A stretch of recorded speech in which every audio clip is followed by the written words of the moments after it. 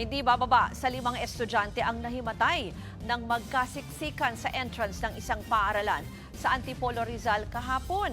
Ang mga nagsisipasukan kasing estudyante, sinabayan pa raw ng PTA meeting. At para sa update live mula sa Antipolo, may expert report si JC Cosico. JC, kamusta na itong mga estudyante at ano ba ang nangyari?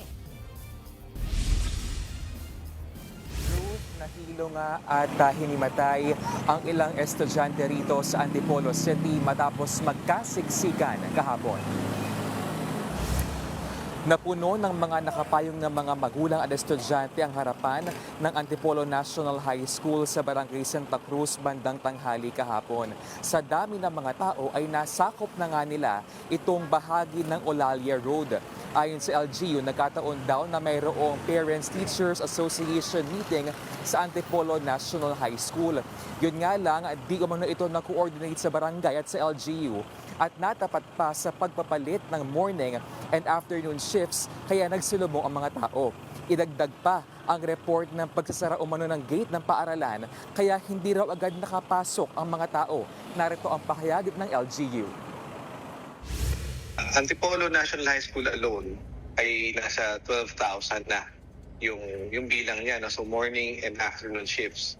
So you can just imagine, yung normal mo na marami na talaga sila, nadagdagan pa ng mga magulang na papasok at palabas din ng mga eskwelahan. No? So kumbaga nagdoble or triple pa yung bilang. Ruth, dahil nga sa siksikan sa gitna ng mainit na panahon, mayroong 17 nahilo at may 5 hinimatay. Karamihan mga estudyante. Agad naman silang binigyan ng first aid. Narito po ang kwento ng ilang mga magulang. Sobrang siksikan na daw po. Nagkatulak-tulakan na, natulak siya, natumba siya, tumama po yung likod niya, dumugo na po yung ilong niya. Tapos po, tumama po dito dito pong gilid ng ulo niya. Umiyak na po siya nung umuwi, tapos parang iba na po yung kulay ng labi, hilong-hilo na. Dapat po sana, ilang araw na lang, siguro po sa sunod na lang po yung meeting. Yung paglabas din ng meeting namin, hindi na sinabay sa papasok naman po ng pang PM na na shift po ng mga estudyante. Nadismaya po ako. Dapat po yung oras hindi nila pinagsasabay. Pwede naman po kami ng Saturday meeting. Alam naman pong sobrang dami ng estudyante. May na-witness po talaga akong binibit-bit po ng bystander. Lupay-pay po yung bata. Yung labi niya sobrang maitim na. Sabi ko, Diyos ko po, dalhin na po yan sa rescue.